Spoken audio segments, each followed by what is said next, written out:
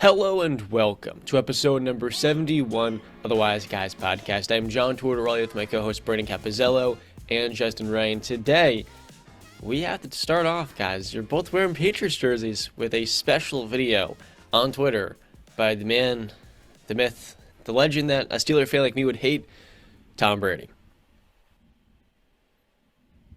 I'm going to cry. Good morning, guys. I'll get to the point right away. I'm retiring for good.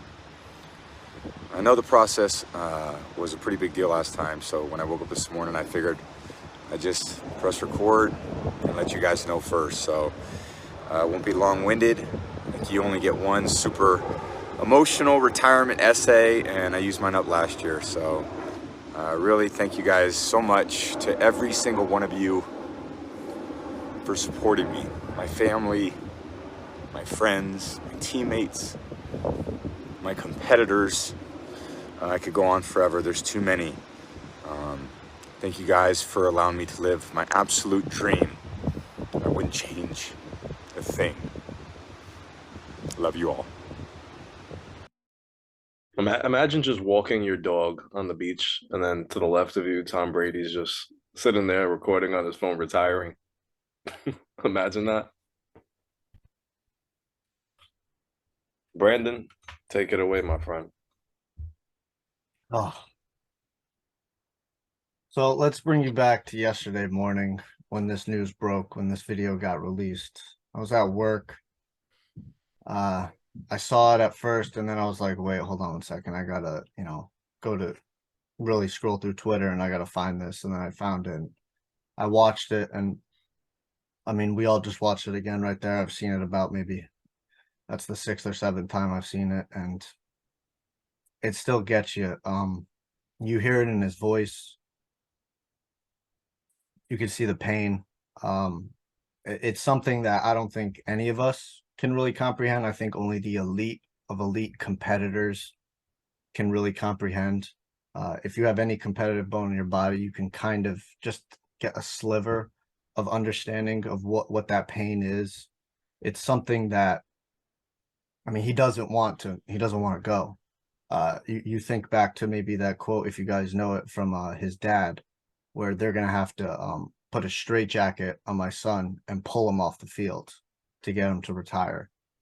And it's kind of, you feel that from Tom. He doesn't want to walk away. We all know it's not his skill why he's walking away. Even though they had a down season, he was still playing, in my opinion, at an elite level, and showed that he can still play at an elite level. So it had nothing to do with that. I think it's just, it's his time. It's time for him to move on to other things, bigger and better things.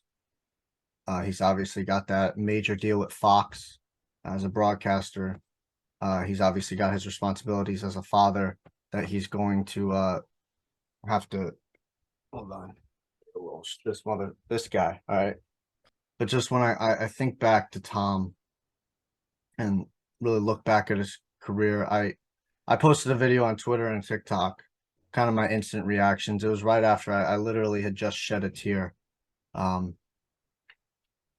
Because you just think back at all the memories, especially as me as a Patriots fan. I mean, Tom Brady is the reason I'm a football fan. He's the reason I am a Patriots fan.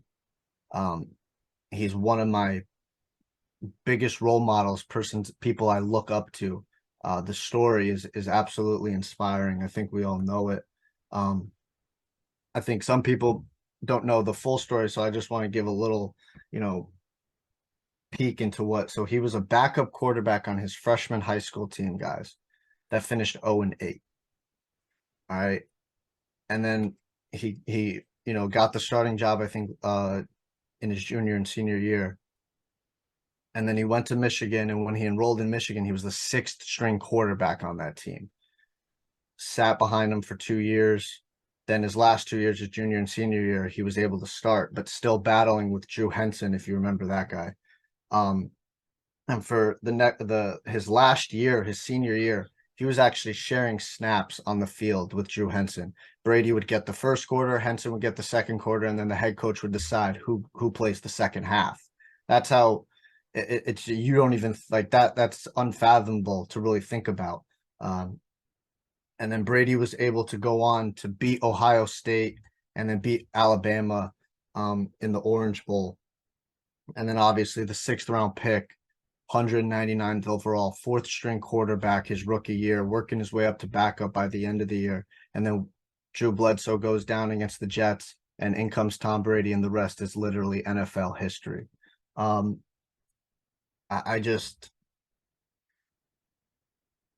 think about him, and I think about how his career was basically a movie. It was something out of Hollywood. I mean, Hollywood couldn't have written it better. It's really unbelievable when you think about it. When you really look back at all his career stats, all his accomplishments, his accolades, who he was, how I've heard this a lot in the past day. Tom wasn't a great player coming out.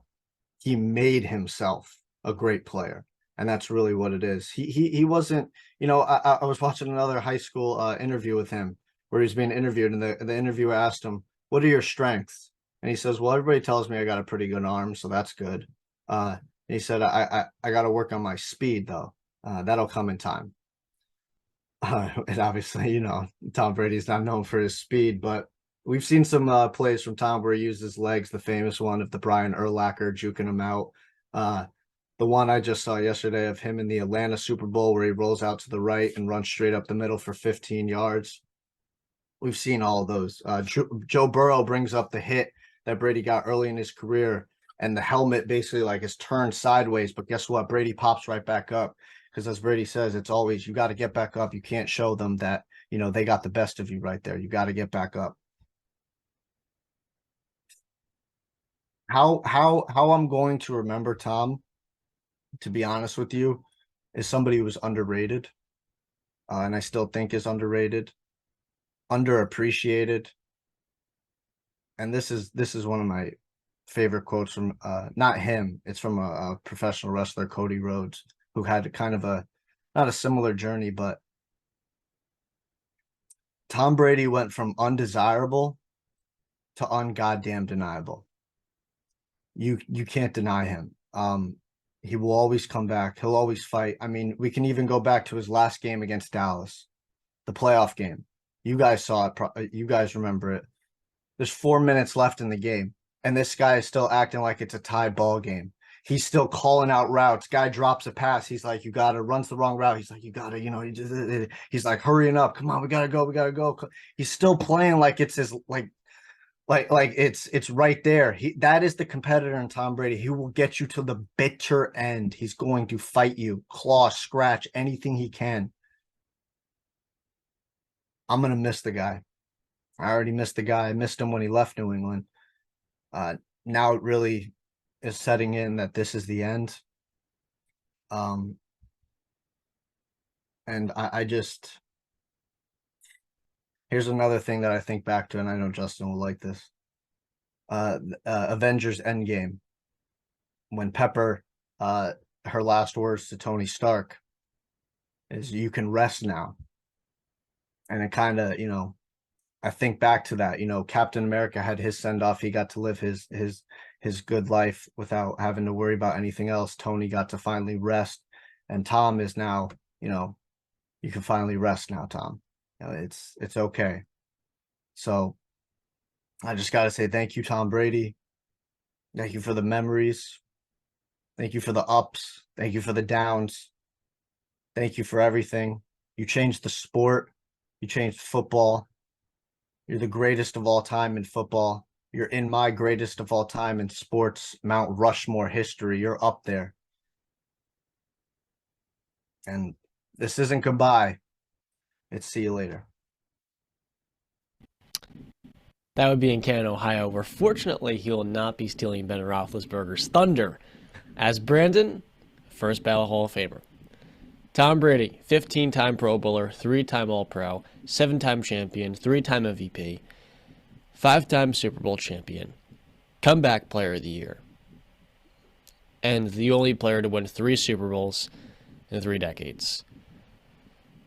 I feel like Tom Brady could have played until he's 50 years old. And that's something we don't see. Jerry Rice, yeah, at 40 years old, he was one of the better receivers in the league. But 2 years later, he dropped off in Seattle and Oakland, and he was barely even an NFL player.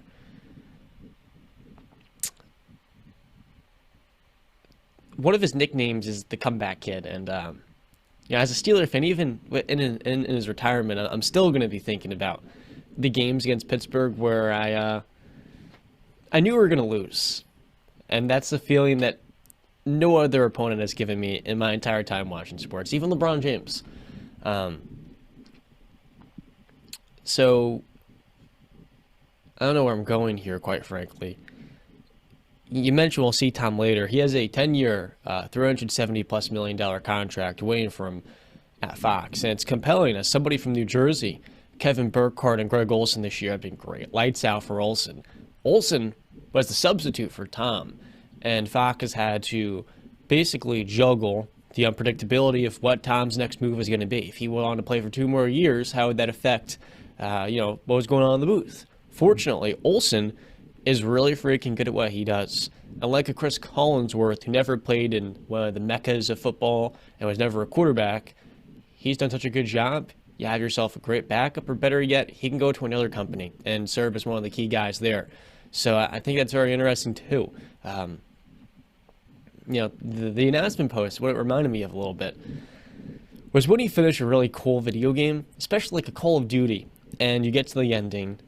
I'm thinking of like Call of Duty Ghosts, but better yet, like Black Ops 1. You get to the ending after a storybook mission, you accomplish the unforgettable, and then it's just, a feeling of sweet victory that I at least yet in my life probably won't be able to fully bask in, but it's something very interesting that sit on the beach after a 23-year playing career where I could have gone for 7 more seasons if I wanted to, but I decided to hang them up. It's a weird feeling that I think most people will never fully understand, As an athlete, you never know when your last game is going to happen. One day you're playing on the field and you're looking forward to the next year. I mean, to take you back, like, to when COVID hit, a lot of athletes just didn't know that maybe their last season was right there. They're in the midst of it. So you just never know when those playing days are over. So you cherish every single one of them. I guess that's my advice to anybody listening that is an athlete. Just cherish every single one of those moments.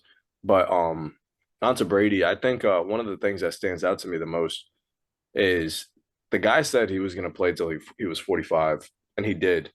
And at the same time, we're all still surprised that he actually retired, because he could still play at that level that he could have played till he was possibly 46, maybe even 47 years old. And honestly, I wouldn't even be surprised if he could have pushed it even more. The guy just lives and breathes and bleeds football. And that's one thing that we've seen, and it was clear as day. I think for me, for Tom Brady, much like what Brandon said, is the reason that I fell in love with football. He's the reason that I deal with scrutiny as a New Yorker walking around with a Patriots dad hat and getting criticized. Like, oh, you're from New York. How could you do that? Well, take you way back when I was a kid. I was watching a football game. It was Patriots Jets. Patriots handled them very easily. And I just fell in love with the Patriots ever since. It starts as a bandwagon because I'm a little kid. That's all I know. But it turned into a lifetime of fandom and appreciation. Getting to see him one year as a kid in Gillette for a preseason game. I think it was Jimmy Garoppolo's rookie season too. So I got to see him play against the Eagles in a preseason game. Tom Brady made me fall in love with football. And if you guys didn't notice, but all of my socials, whether it be my Instagram or my Twitter, they all have the number 12 in it. And I put that there for a reason. Tom Brady's my favorite athlete of all time. The guy is a straight up winner, a motivator, and I've been arguing about him being the greatest of all time since I was a little kid going to get stuff from the deli up the block from my house. And that was back in the day when he only had 3 Super Bowls to his belt, and people were telling me Montana was the greatest. Well, I'm glad to say that 10 years later, Tom Brady has proved me right, and he still is and will forever be the greatest quarterback of all time. And while, as Patrick Mahomes dominates the NFL, nobody's going to have that same impact that Tom Brady has. But yeah, like John, you read all the stats, the 7-time Super Bowl champion, 5-time Super Bowl MVP, the accolades we can go on and on about. But overall, Tom Brady is just probably the greatest team sports athlete of all time. I know that's something that can be debated when you look into Jordan and some other players too, but I think as Brandon said it best when he puts him on his Mount Rushmore. Thank you, Tom. I appreciate the football memories. My Patriots are not the same without you. And I guess this is why it doesn't hurt me as much. It doesn't make me feel as sad because I had 3 years without him and he was still playing. But when he left New England, it definitely stung. This is more of a, all right, Tom, you left the league in good hands. The first player in NFL history to win multiple Super Bowls after turning 40. Now, I don't know if you guys saw this graphic on Twitter where it's, okay, Tom, you can let go now. And it's like the big bear holding on to the hands of Josh Allen, Patrick Mahomes, Joe Burrow, and then Daniel Jones. I'm like, what the hell is Daniel Jones doing here, guys? Come on. Come on. Like, this is the most disrespectful thing I've ever seen. Putting the 19th best quarterback in the league up in the top 5. Unbelievable, bro. Unbelievable. I don't know if you guys saw this. So I saw this awesome stat, and that Tom Brady basically had 3 Hall of Fame careers in one. So they compared Tom Brady's career to Troy Aikman's from 2000 to 2006. Check this out. Troy Aikman had 6 division titles, 3 Super Bowl titles, Super Bowl MVP, 0 regular season MVPs. Tom Brady had 5 division titles, 3 Super Bowls, 2 Super Bowl MVPs. Now, the Dan Marino phase, this is for Tom Brady 07-13. Marino had 5 division titles, 1 Super Bowl appearance, 1 regular season MVP, 3 passing touchdown leaders. Tom had 6 division titles, 2 Super Bowl appearances, 2 MVPs, and 2-time passing touchdown leader in that time. And then the Montana phase from 14 to 20, Montana 4 titles, 3 Super Bowl MVPs, 2 regular season MVPs, and 4 Super Bowl appearances, while Tom had 4 titles, 3 Super Bowl MVPs, 1 regular season MVP, and 5 Super Bowl appearances. So in 3 phases, he stacks up with some of the greatest quarterbacks that we've ever seen. It's absolutely unreal. It's insane. I mean, you can just break down his own decades. You can break down his 20s to his 30s and then his 40s, and all of them are Hall of Fame careers, to be honest with you. That's why when I say it's literally unbelievable when you actually think about it and look back at what he has put out, it's unbelievable. It really is. It's unbelievable. It's better than what Hollywood could come up with. The road he had to travel. I've gone over his play to get to the NFL, and then just to start, and then just to think about this, like, so year 2, his first year starting, Bledsoe goes down, he comes in, and then they go on that run, and then you got the Tuck Rule game. I forget if that was the wild card or the divisional round, the Tuck Rule. I think it was wild card, so I'm forgetting who their second team was. But then I know that they played John's Pittsburgh Steelers in the AFC Championship game. That's when Brady went down somewhere in that game. Bledsoe came in, and then they won. John can't take it. But then you think to the Super Bowl, right? I believe it was a tied game. I'm forgetting the score off the top of my head. And there's like a minute or something left, minute and 1 second or something like that left. 17 seconds. Yeah, I feel like they had 1 timeout maybe left. And I know I forget who always brings it up, but John Madden is basically saying like, oh, if I was Bill, I'd, take the knee, play for, go for overtime and whatever. And to Bill's credit, he put his faith in Tom. And Tom drove them down the field, got into field goal range. Vinatieri kicked the field goal. They win their Super Bowl. He's the Super Bowl MVP. They missed the playoffs next season, but they still were, I think, tied for second in their division at 9-7. Then the 3rd year, they go and play the Panthers in the Super Bowl, and it was one of the highest scoring Super Bowls in terms of fourth quarter scoring. I think there was like 35 points combined scored in the fourth quarter of that game.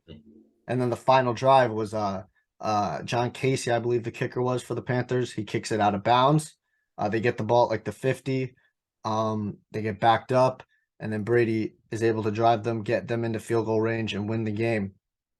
And just from that point on, right, he was known as, if you were down or tied and Brady had the ball with 2 minutes or less remaining, you had fear in your heart. You feared him from that point on, because he just showed you in the biggest stages. And with the team, like, let's think back to, like, this isn't, and no disrespect, this isn't Patrick Mahomes with Tyreek Hill and Travis Kelce. This isn't Kurt Warner with Isaac Bruce and Torrey Holt and Marshall Faulk. This isn't Peyton Manning with Reggie Wayne and Marvin Harrison and Dallas Clark. Deion Branch was his best receiver in that Panthers Super Bowl. He didn't have these elite weapons. He had an elite defense. He had a good O-line, but he didn't have these elite weapons, and he was still going out there and getting the job done. So from that point on, we just remember Tom as this guy that always came back. I mean, John brought up the comeback kid. He got that moniker in college, man. When he was still battling to be the starter in Michigan, they still wouldn't give him the opportunity. It's insane. I feel honestly privileged, honored, and lucky to be able to witness his career. I think everybody should, because of what the historical nature of what we witnessed, something that I don't believe we will ever see again in terms of dominance, 20 plus years of dominance. I don't know if another quarterback is going to play 20 plus years in the NFL. I just don't, because you got to think about Tom and how the lack of injuries he really maintained over his years. He wasn't out that much. He missed that one season in 08, and he missed that half the game against John Steelers in the AFC Championship game. He didn't miss games.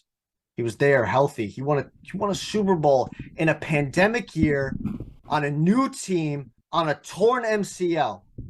He went in and won a Super Bowl at what was he, 42 at that time, I think. That's mind-boggling. We will always know Tom is also, we always say Father Time is undefeated, right, guys? Holy Not shit. anymore. He's not anymore. He's that one. The one in a billion, whatever the number is. Tom's the one. He's the only guy that has been able to defeat Father Time. Justin literally brought it up. We're sitting here shocked that he walked away. I was shocked this time that he walked away, because we all believe he can go out and play at a pretty high level. We all thought my agenda was clear to you guys. What was it, 2 days ago? 49ers. And I was going to ride that wagon. They were going to win a Super Bowl. I don't care what nobody says. Oh, you can't predict things. You know, injuries happen, whatever. I don't give a crap. I'm picking them to be the Super Bowl champions that year. So, if Tom Brady signed with them. If Tom Brady signed, yes, with that caveat. You know, I think as Patriots fans, just sit back and just appreciate the fact how spoiled we were. I mean, I'm a Yankees fan too. So I've been spoiled when it comes to football and baseball my whole life. In baseball, I've gotten to see one of the greatest, if not the greatest, shortstop of all time in Jeter. I got to see one of the greatest in Alex Rodriguez, and absolutely, it's set in stone, the greatest closer of all time in Mariano. And then in football, I've gotten to watch the greatest quarterback of all time. I've gotten to watch the greatest head coach of all time. I've gotten to watch possibly the greatest tight end of all time in Rob Gronkowski. We've just been spoiled so much. So, you know, it's one of those times you just sit back and just appreciate what you got to watch over these years, because greatness doesn't come around in that form or fashion, especially in one group like that. Mm-hmm. It just doesn't happen so often. Just to follow up on that we were spoiled. I heard somebody kind of compare this era. Tom Brady and these Patriots are going to be known as like the Mr. Russell Celtics. Like this is a dynasty that in like maybe 50 years, 100 years, people are going to look back and be absolutely astonished that this happened.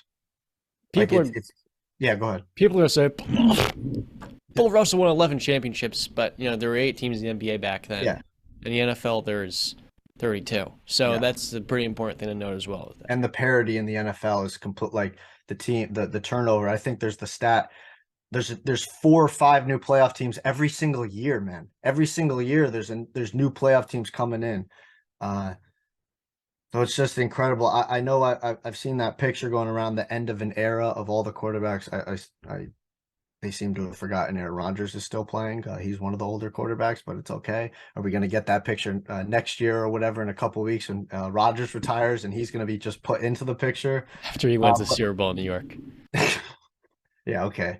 But I just think that you can, and there's no disrespect to everybody else, but you can eliminate them and just look at Tom and put end of an era because it is. It's 20 plus years of dominance and it's freaking ridiculous. I mean, we could go over this. I have a screenshot of a picture from CBS Sports that they tweeted of all his number one records where he's number one. I could go on it. It'd probably take me like 5 minutes to get through it. I'm not going to do it, but it's just absolutely freaking insane.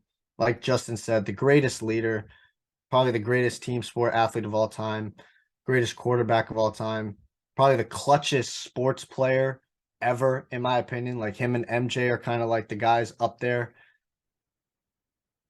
Never cheated you, no quit, always showed up, always gave you 110% everything he had. So yeah. One last thing, like John brought up the Jets and Bills fans and all them. Jets, Dolphins, and Bills fans, you can all have a good night's sleep finally for the first time in 20 plus years. Now it's the Patriots' time to get the ass kicking. John, the nightmare is over for them. The nightmare's over. And by the way, you guys did have Adam Vinatieri too. Greatest kicker, yeah. Yeah. Who did hit, I think, 3 game-winning kicks in the Super Bowl. So I do want to add that. Yeah, I was also way too young to really watch that. I think it was like 4. Two game winning field goals. Okay, because he won the first 3 Super Bowls, all by 3 points. Yeah, but we were already up 24-10 on the Eagles, and then they scored that final touchdown, or 24-14 or something, whatever it was. Yeah, because 24-21. Yeah. And then he went to Indy. But yeah, we've been very lucky. We've been very spoiled. But it comes with the territory when you have this dominance, and we were very, I guess, just lucky for these years that we've had. So I want to ask you guys this. So where does Tom rank in the GOAT of GOATs? All sports. Where does he rank for you guys? Like the Mount Rushmore that I kind of hinted at earlier. He's had the greatest career, I think, in pro sports history. But if we're going to stack him up to MJ and LeBron, I would say, though they have each less championships, they have the more influential legacy. Mm-hmm. I think MJ definitely because of the shoes. Yes. I think that, yeah, the shoes definitely with MJ, the legacy that he left behind. And I don't think people emulate TB12, so I think his impact, his effects won't be as long-lasting as LeBron. Yes, because also, I mean, there's also this thing going around, like with Tom, there's no signature walk-off touchdown, kind of like in the Super Bowl, kind of like what MJ had, his final shot. Everybody remembers the final shot on Utah where he held the pose. Tom doesn't have that. He's got, obviously all these comebacks and stuff. The 28-3 Super Bowl, the final touchdown was a toss to James White. I know Justin is looking a little mad there, but no, I understand what you're saying. Yes, you know what I mean. But in the Super Bowl, he doesn't have that signature, walk off throw. You can remember the throws the Kembrell Tompkins won against the Saints. He had that walk off where Brady's back. The guy screaming Brady's back. You could think about the one to Julian Edelman where Edelman freaking catches it on the fingertips. You could think of all those catches, the one to Gronk, but it's not that signature. But go ahead. It looked like you want it. Honestly, had one. So yeah, the first one that comes to mind, and I understand your point because the touchdown I'm about to mention gets overshadowed by an interception. So okay, yes. Yeah, so my first thought is the touchdown to Julian Edelman on the zig route where he missed him earlier and then he got him again and he connected, and that was, Patriots got this. Now we just need to stop. But you're right. It does get overshadowed by Jermaine Kearse's BS catch where I thought it was going to be a repeat of all the nonsense. I had the same thoughts, Justin. I was like, here we go again. And then Malcolm Butler. So I guess I understand the overshadow thing. I guess I never thought about this argument and using the influential route, because if you're just going based on stats and accomplishments, then I guess it's easy to throw Tom at number one. I mean, the guy has more Super Bowls than any individual or team in his own sport. So I think that's pretty that's a pretty big deal. But I understand where you guys come from, like with MJ with his shoes, the signature moments, the flu game, all of that. Nobody's sitting there besides us are thinking about AFC Championship against Jacksonville with a gash in his hand. We're the ones thinking about that. I guess not the world, but the world resonates more with MJ. So, yeah, I guess I put MJ number one, maybe Tom Brady number two. For me, it would I be, think I don't that's know if I fair. have a direct order, but like my Mount Rushmore of goats in my opinion, and I'm gonna extend it to five because it's right there. Top five is much better than a top four. And you'll see why it makes sense. So I have MJ there, greatest basketball player of all time. Tom Brady, greatest football player of all time. Serena Williams, the greatest female athlete of all time. John Jones, the greatest fighter of all time. And then I have Usain Bolt, the fastest man alive. That's my top five athletes, You goat see, of goats, if you want to say. if we're gonna talk goat of goats, you got to throw in guys like Wayne Gretzky on that Mount Rushmore, because when we talk about people that straight up just own and dominate a sport, I think Wayne Gretzky's in that category with He is. I the think he would MJs. just be. For me personally, it's just I'm obviously not a hockey fan. I understand Wayne Gretzky's dominance.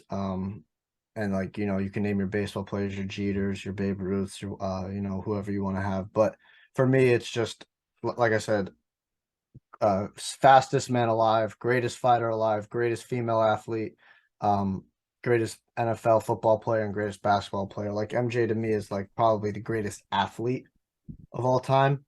Um, so I mean, greatest hockey player. He'd probably be right outside there, but for me, that's my top five.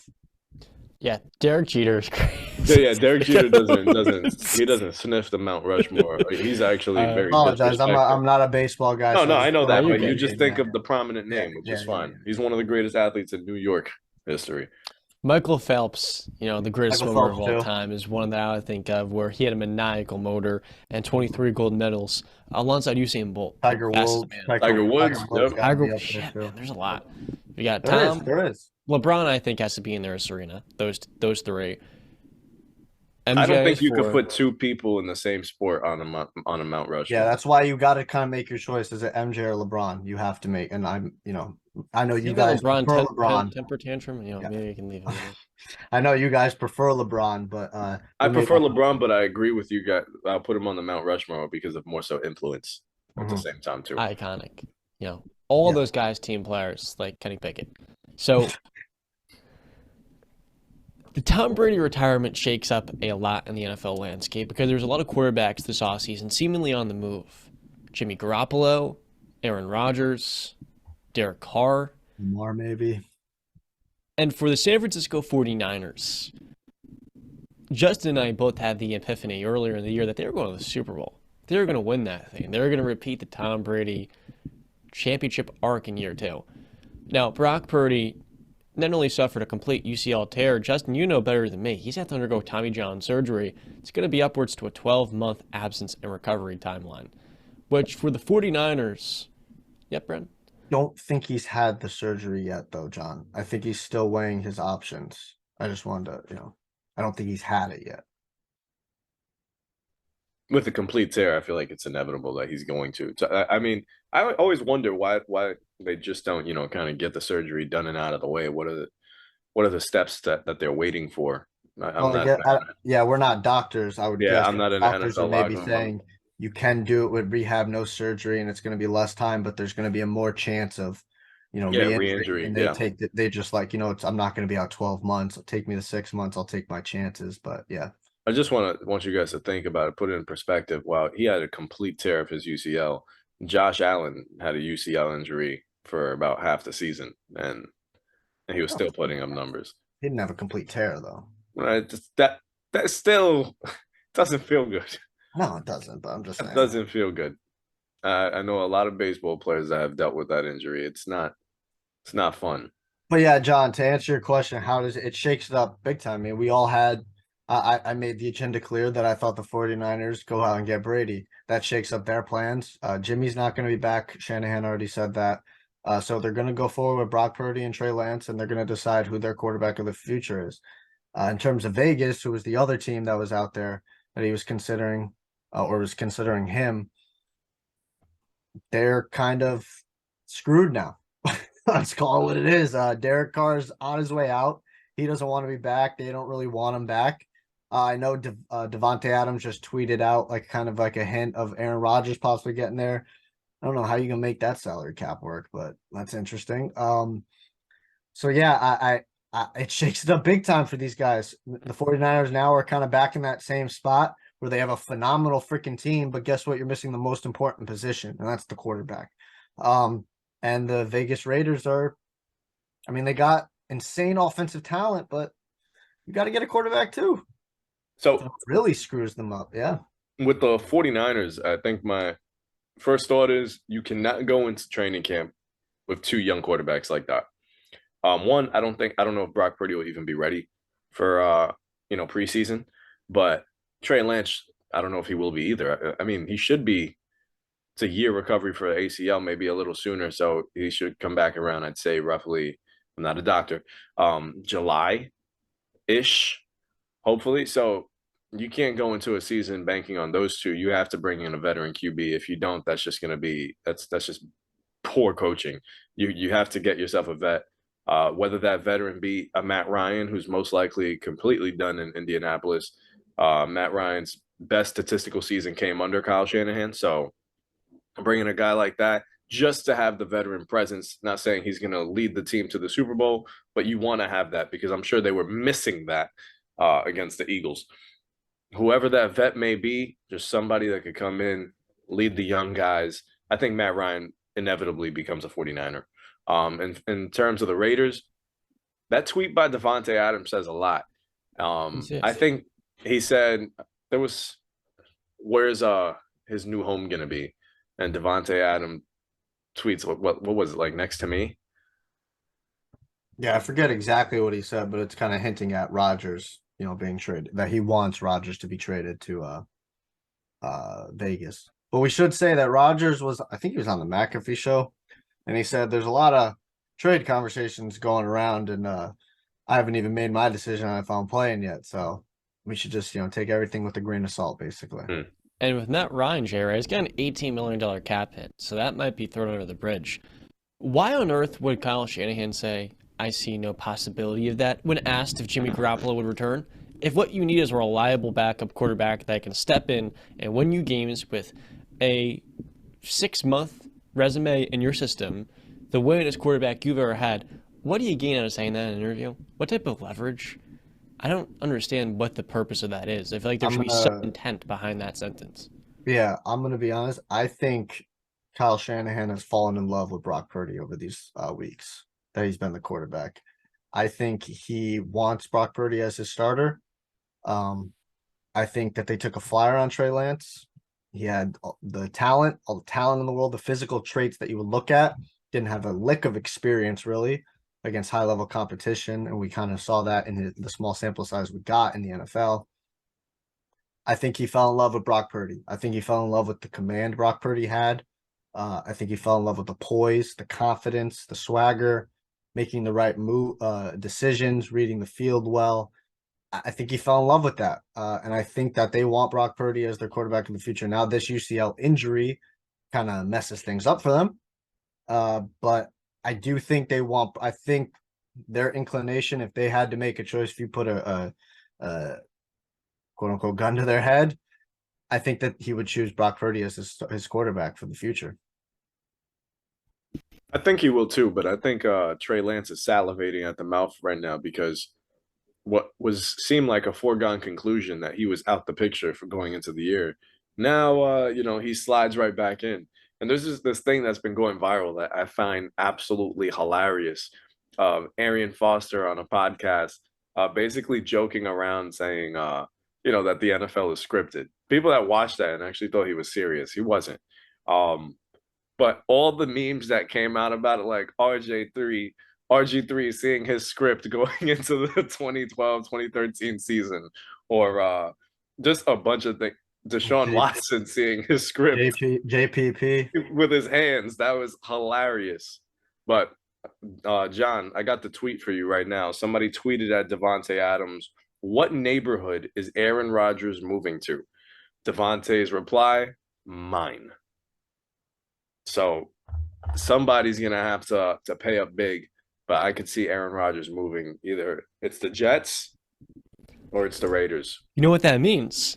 The Giants are going to get Daniel Jones as wide receiver 1, and the Jets are going to get Aaron Rodgers. Now, here's one thing. What John Lynch said was that Brock has been really durable, even though he just, completely tore his UCL. Trey has to prove he can stay healthy.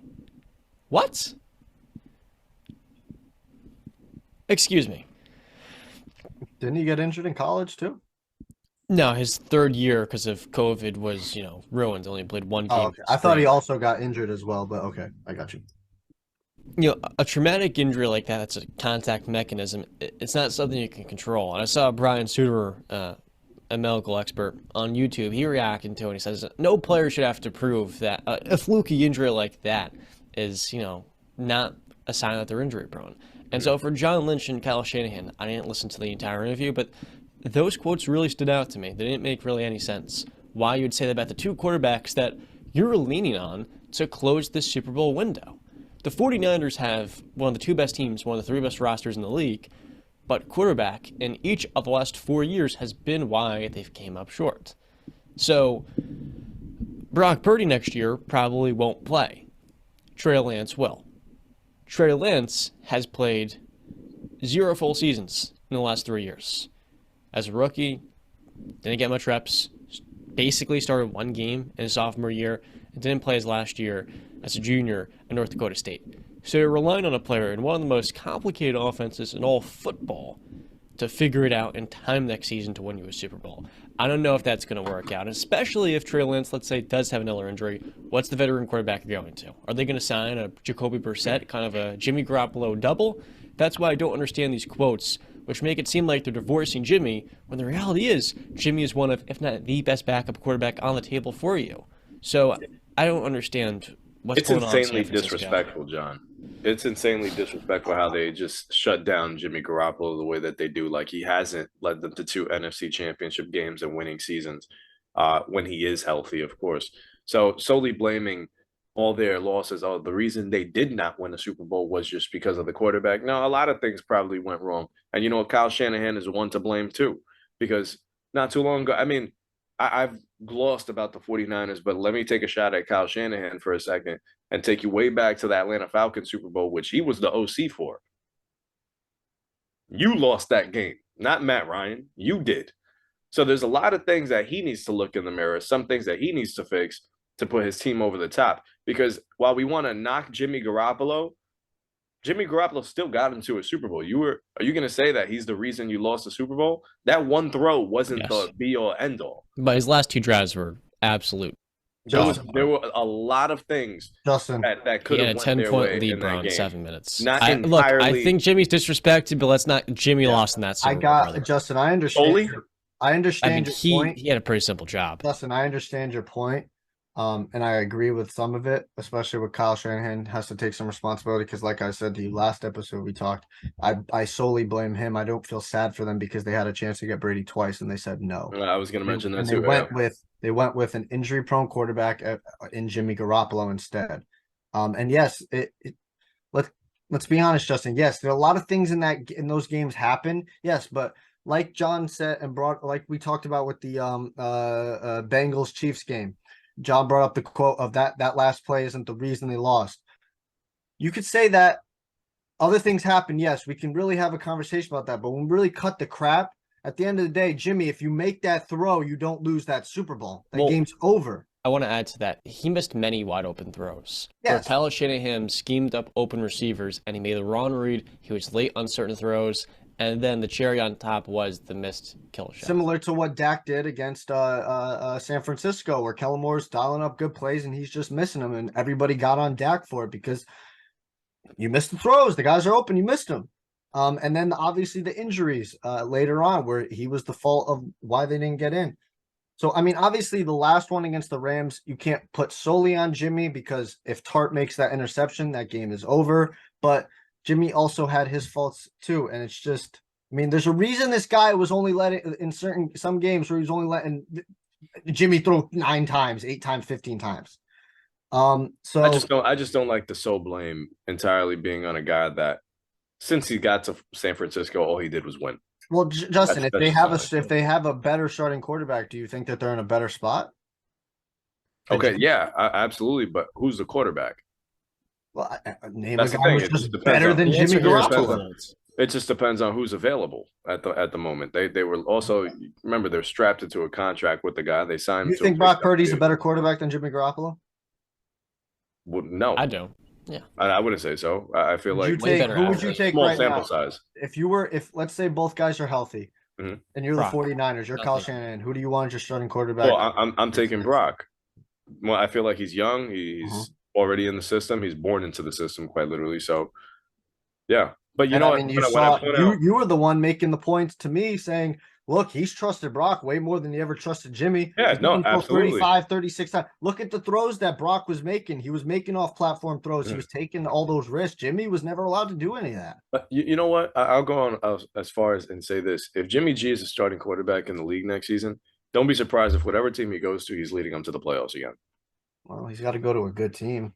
I wouldn't be surprised. But pointing out another mistake, just also drafted Trey Lance. That was an experiment in itself. That was a risk, a huge risk, when you probably had a better sure thing. And would you all agree if Mac Jones was in San Francisco, they would be in a better position? Then Trey, yeah, I mean he was a more NFL ready quarterback. So yeah, I'd say Mac's similarities would have compared him more to a Matt Ryan kind of NFL arc. he's very similar to Jimmy and to Brock Purdy, to be honest with you. I mean, Brock's got a way stronger arm than Mac Jones, but they are very similar quarterbacks.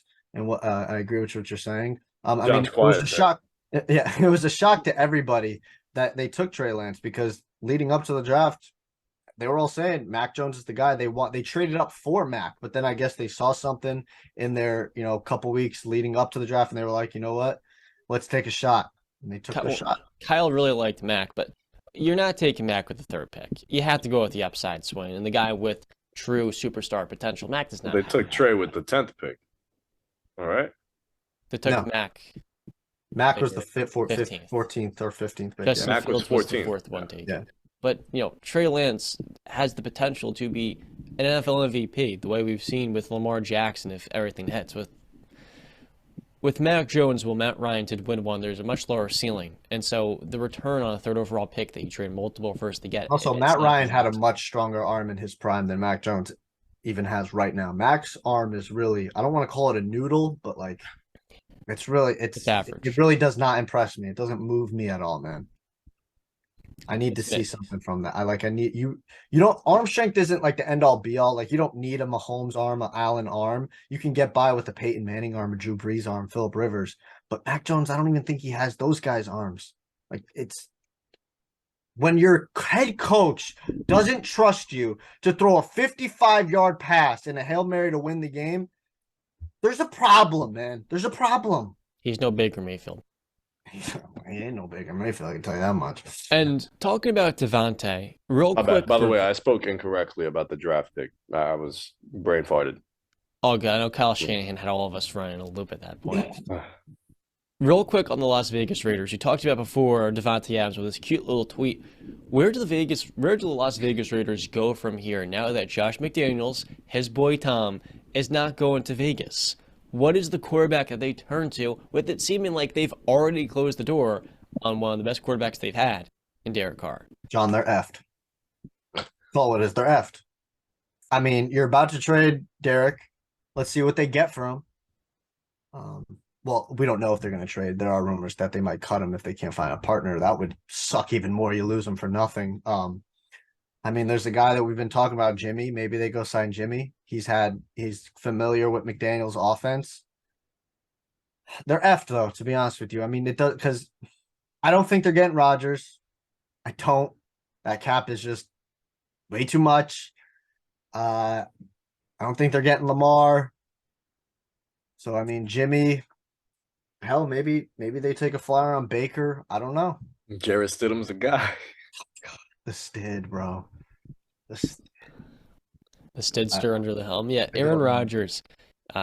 if he Yeah, gets, John, I want to hear your traded, take. I want to hear your because you said you had a hot take on the Rodgers. You had an epiphany. You said about I Rodgers. do. So I want to hear this epiphany.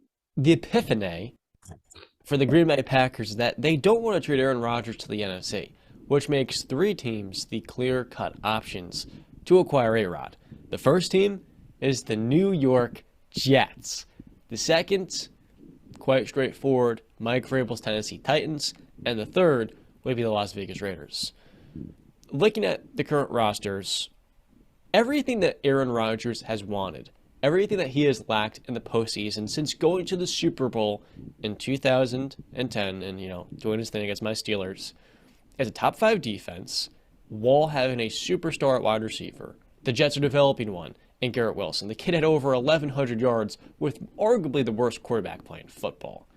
A top-tier running back in Breece Hall, who's coming off the torn ACL, but Aaron saw himself the damage that Breece can do. And that kid is probably going to be an absolute phenom when he does get healthy in a year and a half from now. And the Jets also have Nathaniel Hackett, Aaron's former OC, who he worked with ad nauseum in the red zone. Where is Aaron great? The red zone. Where were the Broncos stinky this last season? The red zone. Aaron Rodgers is no Russell Wilson. It makes too much sense for Aaron to go to New York because in that market, it wouldn't bother him. New York would have their best quarterback in over 50 years. Joe Namath is willing to give up his number 12 retired number if Aaron goes to New York. And just 1 year of Aaron would be better than the last 50 years. All time, if you take the Jets have been in existence now for up to a century almost, all of those years of quarterback play, and that's including the Hall of Fame career Joe Namath, would not stack up to 2 years of Aaron Rodgers, even at his worst. Yeah. Aaron Rodgers is the best quarterback ever to play for the Jets if he suits up and goes onto that field. He is. Aaron Rodgers is the greatest quarterback the Packers have ever had. Bart Starr and Brett Favre came before him. So you mean to tell me with Robert Saleh, with 1 year to prove himself as a head coach left, and this top-tier defense, and these emerging receivers, that Aaron wouldn't go to the Super Bowl, or at least the AFC Championship game with this current team? I'm sorry. I know Aaron's name's in the gutter, but I'm telling you guys right now, the New York Jets make too much sense. They're willing to give up 2 first-round picks.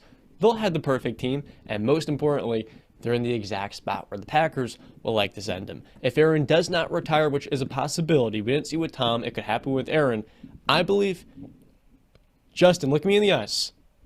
Aaron Rodgers is going to New York, baby. The Jets. I'm excited. Listen, I think that's the best option for him. I mean, obviously, I think he would love to reunite with Devontae Adams. That'd be the perfect marriage. But as Brandon says, the cap space is unreal. And even though Aaron Rodgers has said he knows that he probably isn't coming back to play on that same number, his contract's going to have to be restructured in some form or fashion. But yeah, the Jets seem like the best option. You mentioned the defense. You mentioned guys like Breece Hall, Garrett Wilson, even guys like Elijah Moore, who are super talented, just, haven't been in the right offense or had the right guy throwing them the football. This is deja vu. We've had a Green Bay quarterback go to New York, and, what started off very well, we laugh about it, but I think people forget that the Jets did start off 8-3 that season with Brett Favre. And if it wasn't for, some injuries and off the field issues, they were probably well on their way to going to the playoffs. I believe, before everything went south for the Jets, I don't know, correct me if I'm wrong, they beat the Patriots, and then I believe the Titans were 10-0 at the time, and they beat the Titans the next week. So the Jets were 8-3, getting ready to go before everything hit the fan. So this Brett Favre experiment wasn't going to be so much of a failure as we think of it today. They finished the season 9-7 before he found his way into Minnesota. So maybe Aaron Rodgers could, right some wrongs about Green Bay quarterbacks coming to New York. Maybe I'm telling you, if he goes to the Jets, this Jets team is probably an 11-12 win squad with him at the helm easily. Put Jacoby Brissett in New York last year, they're a 12-win squad. You put Aaron Rodgers in New York, they're a 14-win squad. I'm glad they skimped over there the whole Jets starting 8-3 and losing 4 of the last 5 games and missing the playoffs thing because we saw that last season. So you're right about all of that. And you want to know what's even clearer, what's even better? Aaron Rodgers has come out and said he's willing to rework his contract too. Yeah, but yes, he did, but not in the way that you're phrasing it, John. He said he'll rework it, Talking but about void years and all he's that. not Yeah. taking less money. That's not how he phrased it. He wants his money. He wants his cake, and he's going to eat it too.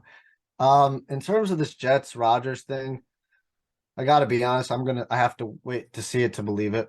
I feel like this is kind of very similar to Broncos last year, where they thought they were getting Rodgers. I mean, it's kind of rewriting the same script. Nathaniel Hackett comes in, and you're like, oh, Rodgers is coming. Rodgers. I've seen Jets fan. I know your boy Dells has been tweeting saying I can't get my hopes up and stuff like that. And then your other boy, he's all in. He's saying I'm the Rodgers is the Jets starting quarterback next year. And see, that's where I'm just like, I don't know, man. I really don't, because I don't think any of us can predict what Aaron Rodgers is going to do. He's already come out and said that there's a lot of trade conversations happening, and I'm not involved in them. I haven't even made my decision if I'm going to continue to play. I do think he is going to continue to play him because I think that he's got some years left, and I think Rodgers is also a very, very competitive person. I think he wants to show that he can still do this. I just don't know about the Jets, man. I don't. I know you named Tennessee. I know you named Vegas. I know Indy will obviously call. Houston will obviously call, but they're not going to really get their shot. Yeah, it's really interesting because you bring up the point of the Packers saying I'm not going to trade him to an NFC team, which is very smart, obviously, right? You wouldn't want to do that. It's just there's only 3 teams. The Jets, Titans, Vegas, Raiders are basically the top 3 teams. I don't know, man. I have to see it to believe it, to be honest with you. So I really can't have a clear opinion on this.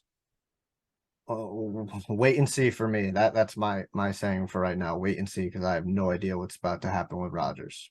I know It I comes saw. down to who's more desperate. Yeah, I know I saw. Well, no, yes, but first it comes down, does Rodgers want to continue to play? I did see a thing where somebody was, I guess, clowning Rodgers, where it's like, hey, Rodgers, don't retire this year because you're going to get upstaged in 2028 if you're going to have to get inducted in the same Hall of Fame as Tom Brady. So I don't think he's thinking about that, but. Yeah, no, listen, I think the Jets make so much sense.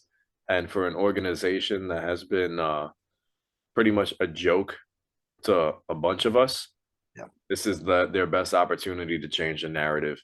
You go out there, if you can get a Hall of Fame quarterback that's still playing at an MVP level, you go and get him.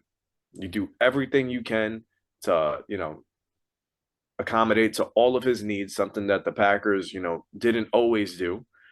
You do everything in your power to accommodate that guy and turn that narrative around. That J in Jets, it won't stand for the JETS won't stand for just endure the suffering anymore. It'll change.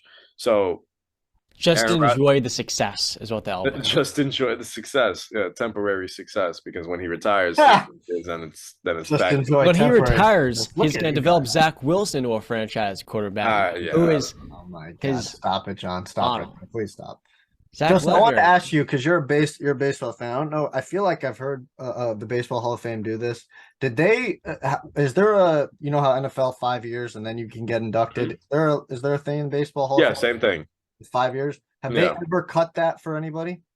Not to my knowledge. I don't believe so. I mean, if there was anybody to do it for, you had Jeter, you had Mariano, who's the only unanimous vote. So if he didn't get the 5 years, Ken Griffey Jr. either.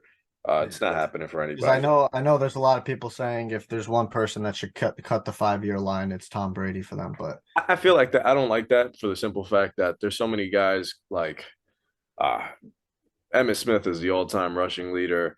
You got guys like Peyton Manning that really just were the face of the NFL alongside of Tom Brady. You could have stopped that then. So if you didn't do it for them, don't do it for Brady. Let Brady wait his 5 years, enjoy his time in the booth, and then we're all looking forward to 2028 to see his Hall of Fame speech. Tracing back here, do you guys still consider Aaron Rodgers a top 5 quarterback after this last season? Yeah. I still think I know I texted you guys that I'm taking Tom Brady out of my top 10 quarterback rankings. And I did it last year and I'm doing it again. So Mahomes is the best quarterback now. In my eyes. I know everybody else was like, oh, he's the best now. For You're me, right. yeah, Sorry, Jared. I was taking Tom no matter what. But he's the best, and I would still take I take Rodgers as a second. I really would. Really? Yeah. Wow. Because I think tier two is look. I've seen a lot of ridiculous takes. So like Jalen Hurts now is better than Rodgers because he has playoff success. Okay, It's ridiculous. stupidity. So tier one is Patrick Mahomes. Tier two is Joe Burrow, and we're gonna go in order: Joe Burrow, Josh Allen, Okay. Aaron Rodgers, Justin Herbert, and I thought Tom Brady was in that camp of five guys before he hung up the cleats. Tier three to me is then your Lamar's, your Kyler's, your Jalen Hurts's, and obviously Matthew Stafford who won a Super Bowl last So year. then where do you put Trevor Lawrence? Trevor Lawrence is in that camp as well, and he's a weird case because Trevor's already proven himself as a franchise quarterback in my book. Over his development course last year, I think Trevor's going to take Tom's spot in that top six personally, the same way Justin Herbert took Andrew Luck's spot. And currently, he would be around the 9 to 10 spot. I'm above Hurts, I'm above Stafford. Thank you for reminding me there. I kind of had him in the wrong shuffleboard piece. Yeah, no, for me, obviously, you guys know my feelings on Josh Allen. So I would still take Rodgers over Allen. Um, and yeah, I love Burrow. I'd still take Rodgers over Burrow. So it's really Mahomes and Burrow for me are the top two quarterbacks in the NFL right now. That's right. I wouldn't put Rodgers above them at this point. I think the way the quarterback position has changed, and then this isn't a knock on Rodgers because Rodgers, when the situation is right, he's an MVP candidate. Mhm. But I'd still go. I go Mahomes. I'll go Josh Allen. I'll go Burrow. I'll go Rodgers. Then I go Herbert, and then the rest of the list. Herbert's going to be better, but, until he wins a playoff game, I'm going to put Rodgers ahead of him. Well, he's gonna love having Kellen Moore. Kellen Moore's gonna love having him. Yeah, it's going to be better than Joe Lombardi, in all due respect. So now, fellas, we're going to shift gears over to the UFC because UFC 287, Brandon, Yes. was released, or upcoming cards. I want you to give us the scoop for what month this is going to take place in? This is You already lose it. April 8th, Saturday night, April 8th. The location to be determined. The top three venues are Miami, Brooklyn, and Madison Square Garden. Miami, I think, is the favorite right now. I haven't been back to Miami in a very long time. So the main event of that card is Alex Pereira, the new UFC middleweight champion, taking on Israel Adesanya in the rematch quadrilogy, if you count their two kickboxing matches before. They fought back in November. Izzy was winning the fight basically for the first 4 rounds, 5.5 rounds. Alex caught him at the end. I thought it was an early stoppage. I thought Izzy still knew where he was. I know other people will debate that there was a knee incoming, but I just thought the ref should have let him go down on his sword. But that fight's happening. I'm excited for that fight. Their first kickboxing fight ended in a decision, a very controversial one. Izzy believes he won. He got screwed. Alex won that fight. Their second kickboxing match, Izzy was beating him, dominating him. He got caught and flatlined by KO. The third fight, I just told you, Izzy was dominating him, got caught in the last round. It's kind of starting to become a thing where this fight, I feel that Izzy is going to be a tad more aggressive because of what has transpired in the last 2 fights where he's dominating and winning and then gets caught in the last round or closer to the end of the fight.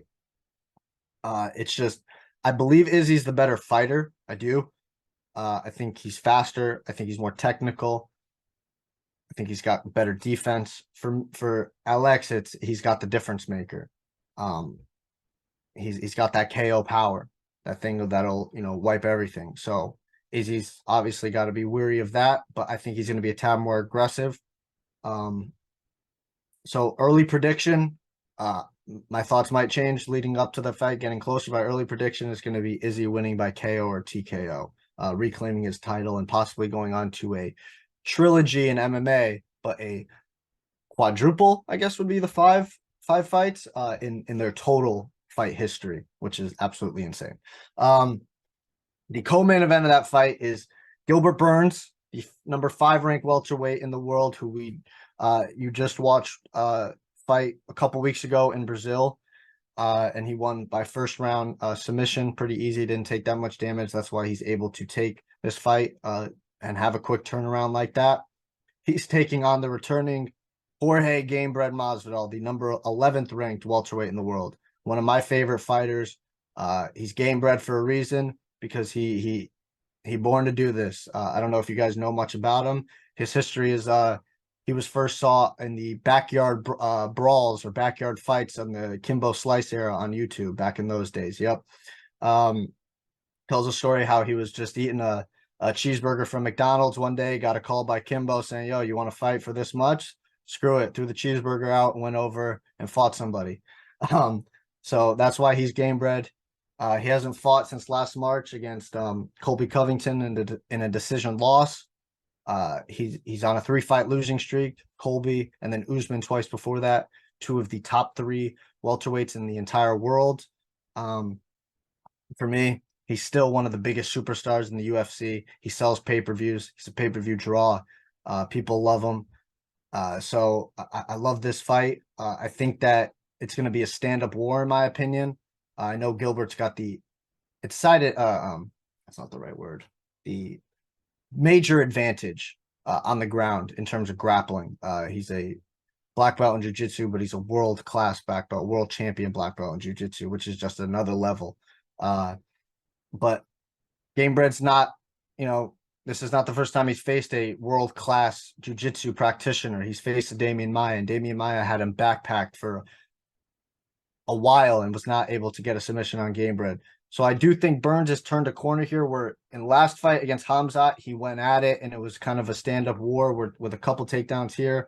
I think he's going to try and stand up with Masvidal, which is not his best choice because Masvidal is an elite striker. So I think this is exactly what Masvidal wants. He wants a stand and bang fight. And this is exactly what he thrives in. So I'm freaking pumped for that fight. Next up, we got Kevin Holland, Big Mouth, Trailblazer, taking on Santiago Ponzinibbio. Holland had just fought in December against Wonderboy, lost the fight via decision. He broke his hand. Actually, he suffered 3 broken metacarpals in his right hand in that fight. And he's able to come back this quick in April, which is crazy. Holland is always a must-watch fighter, in my opinion. He's a phenomenal personality. He's got his nickname Big Mouth for a reason. He likes to talk during the fights. Hella entertaining. So I'm excited for that. Pons is a good fighter. This should be a pretty exciting fight.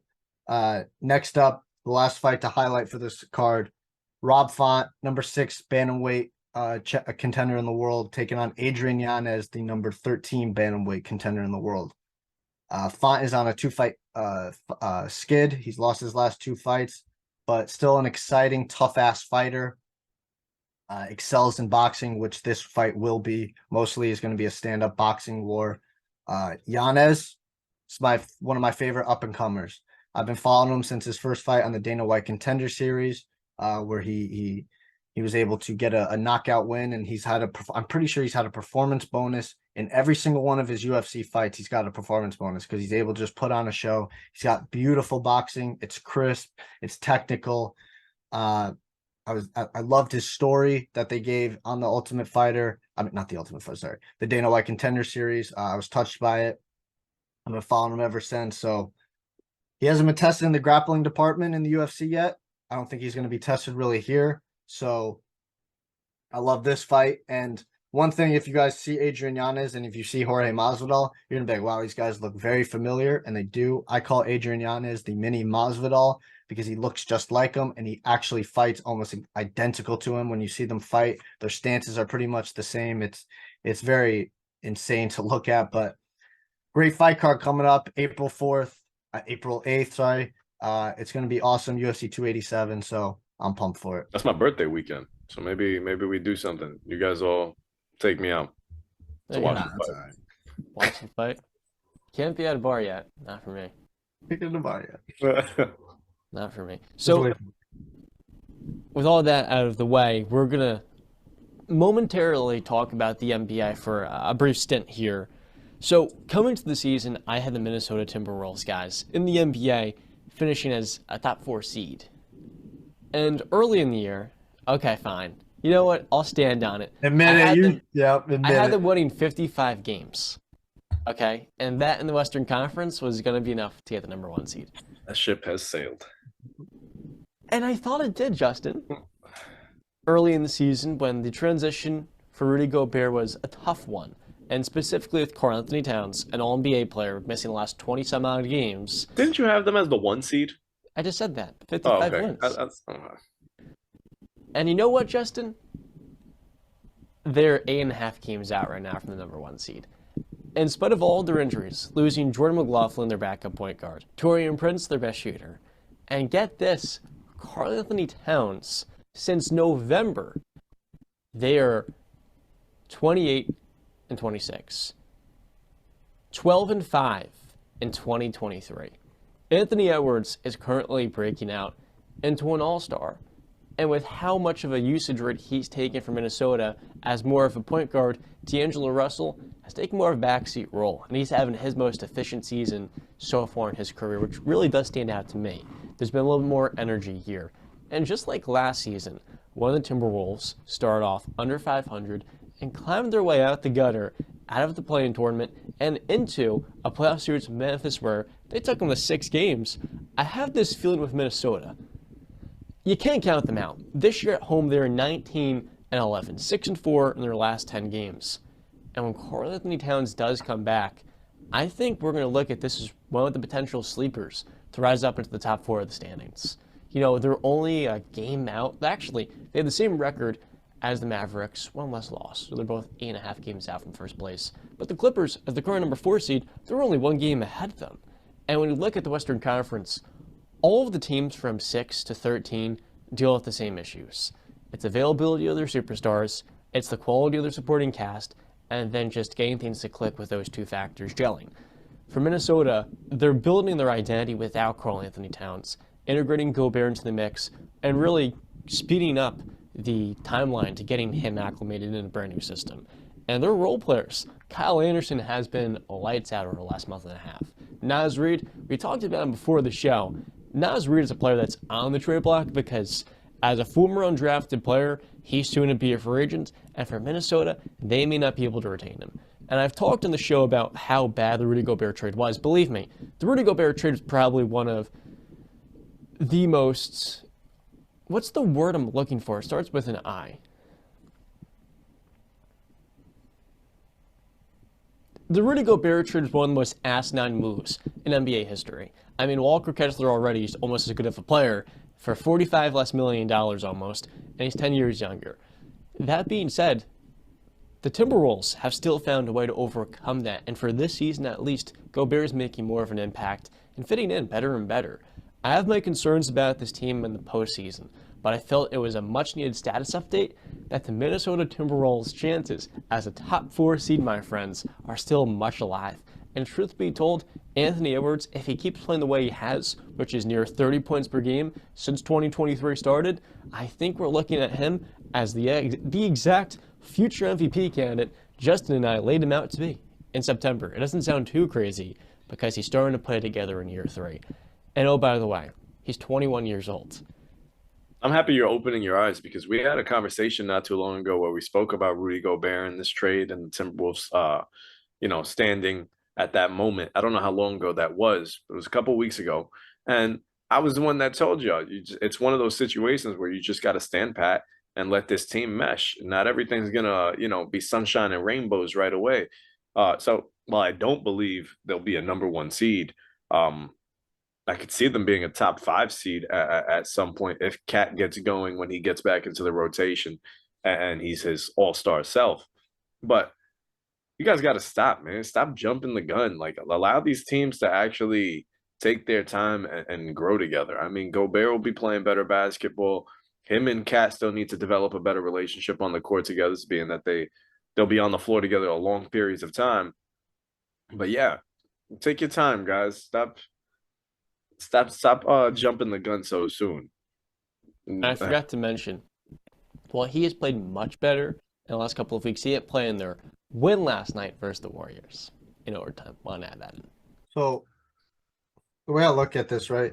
I see one team in that top 6, really top 3, Western Conference that I'm like, you're kind of an imposter in my opinion, and that's the Sacramento Kings. No disrespect, but it's just for me when I compare them to the other teams around them, I just feel like they're just a tad inferior. I love De'Aaron Fox. I love De'Aaron Fox. I mean, he is an exciting basketball player to watch.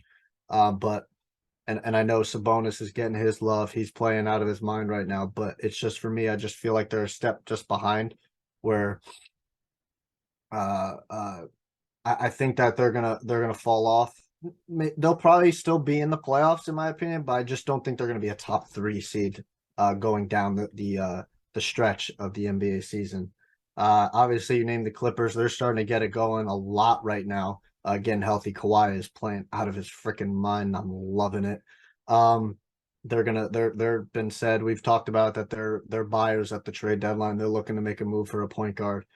You talk about Golden State still getting their bearings together. They're still trying to get healthy, still trying to get the chemistry and figure everything out. Phoenix, they're missing Devin Booker right now. New Orleans, Zion BI is not back yet. He has returned, but he's trying to get into the flow after missing was 2.5 months. And that's the same thing with Zion. When he comes back, he's gonna have to work himself back in the flow. So they're gonna get it. The Lakers, AD's getting himself back in. I think they're gonna make a run here right before the All-Star break, and I think after, hopefully, if AD is still healthy, I think that they can make a run. They're gonna get into the playoffs or play-in tournament. So.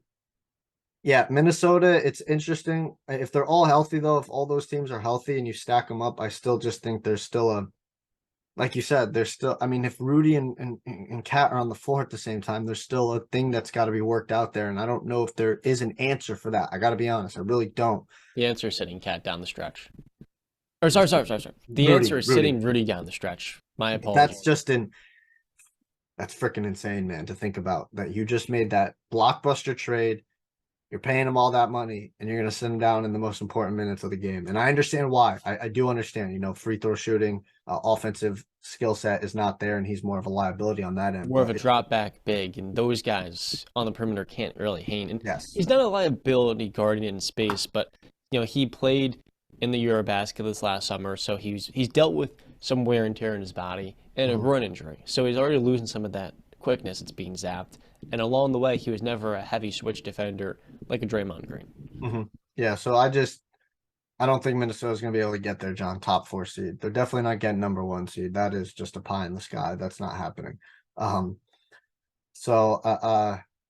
Yeah, I think the Clippers are going to get in there. I think they're going to be a top 3 seed. I got to be honest with you.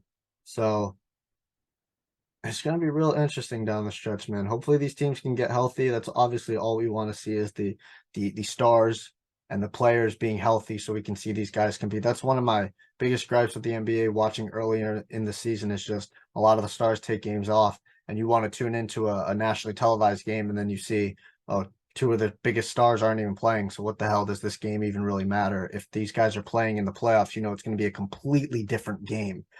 So yeah, I just wishing for health, please, so we can, witness the best basketball possible. There's no doubt. And no team can stay fully healthy. It's just not possible with how long the season is. Very rare. Which is what makes it so meaningful, so paramount for teams like the Timberwolves who overcome injuries and come out better for it. Honestly, if Cat played in the stretch, I don't know if they'd even be higher in the standings because I think this has been good for them. Serving them with Karl-Anthony Towns out the lineup, giving Anthony Edwards the keys. Because this is Ant-Man's team. It's no longer Cat's. He's dealt with injury issues in 3 of the last 4 seasons, and the reason they made the Gobert trade was to fit around Karl-Anthony Towns' defensive woes. And in the process, you have committed to, the word before, it wasn't incredulous, but that's kind of the word I was looking to go with, one of the most unbelievable trades, one of the stupidest trades ever, trading literally Rudy Gobert but 10 years younger for Rudy 10 years older. And I just feel like with Minnesota, there is a cap on this team in the playoffs because of that investment, which was so horribly planned out, with no assets to really improve the quality of the cast, and no future draft picks to build around Anthony Edwards. That's the real concern here. But the biggest positive is the fact that Anthony Edwards is playing he's playing at an All-NBA level, not just All-Star. And earlier in the season, he was just the same player as last year, and that was part of their struggles early. But we've seen him take a step forward as not only a player, but a leader. And he's a fun player, man. I was talking about Joel Moran and What's on Tap NBA yesterday on the Joel Moran show. Ant-Man is one of the most enjoyable listens, whether it's a post-game press conference or him in the games when he's locked in. He has that switch where he can get into a flow state on the court, but then when he's off of it, he's playful, he's charming, he's energizing. And for this Timberwolves team, having somebody that's got thick skin, can take the heat, will improve when a teammate tells him to be better in transition or to make this pass. He'll work on some of those things where he struggled early on. And honestly, Anthony Edwards was one of the most disrespected players I've ever seen in the pre-draft process. Everybody compared him to Andrew Wiggins because of his personality, and there were some, I guess, flags and question marks about whether or not he wanted to be a great player. And right now we're seeing him play at an elite level. So we talk about Zion, the type of disrespect he often got because of the weight issues last year, missing time. Anthony Edwards might be more disrespected a player than some of those guys like Anthony Davis, just because the discord around them is always so negative, but when they're balling out, almost nobody's got nothing to say. Agreed. Is there anything else you guys like that in? I saw that you had the Knicks, another Knicks topic. Do you really want to talk about the Knicks again? I gotta listen to more. Did we have another Knicks topic in the show notes? Just right. I just said, how good are the Knicks really? Knicks for clicks. Talk about the Knickerbockers, man. Right. That's from a few months ago. No, I just know by 7 p.m. tonight, Julius Randle will be a 2-time All-Star. Who the hell cares, Justin? It should be Julius and Jalen Brunson, but it won't be both. It maybe will be one of them, unfortunately. Hey, Justin, how do you feel about Julius Randle taking the last shot over Jalen Brunson? I'm not very fond of the Lakers. He didn't take the shot. Jalen Brunson's an assassin on this team. I think he's made it very clear since day one. But I got nothing against Jules taking the shot. He is being paid the most on this squad. He is our number one guy. He's paid to do it. So if he's the guy, then he's the guy. Listen, like I said, we spoke about it not too long ago. The Knicks need one more piece. They need that star. They need that centerpiece. Julius and Jalen Brunson are great complementary pieces to what can be a potential championship team, but that can't happen if we don't have that guy. You know, I wish Kawhi Leonard was available, because if you threw him in this team, I think you throw Kawhi anywhere, they'd be pretty good. Yeah. What? What? I mean, it's the truth. When Kawhi was on the market, he would never come to freaking New York. You put Kawhi on the Houston Rockets right now, they'd be a playoff team, bro. They'd be moving. We know about Kawhi. That's the thing. Kawhi is my ideal man. I wish I would love for him to be in New York, but I know that's just all of these players that I've sat in my room and dreamed about playing in the Garden have only played in the Garden to destroy us, not to support us. So, and Justin, I have another fun question for you. So last time we recorded, you told me Tom Thibodeau is the best coach we've had in a long time. I wanted you to put some respect on his name. And then yesterday, around nighttime Eastern Standard, a report came out where Cam Reddish, who was frustrated with his usage, the role he was playing earlier in the year, spoke to an assistant coach about his disagreement and discontent with the decision and the way Tibbs was using him. Mm-hmm.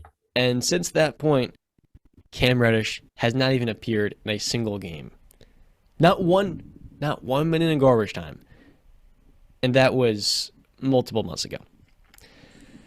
Tom Thibodeau has done this with many players, veterans like Evan Fournier, Derrick Rose, Kemba Walker, and he's one when things aren't going well that's going to make a very radical change.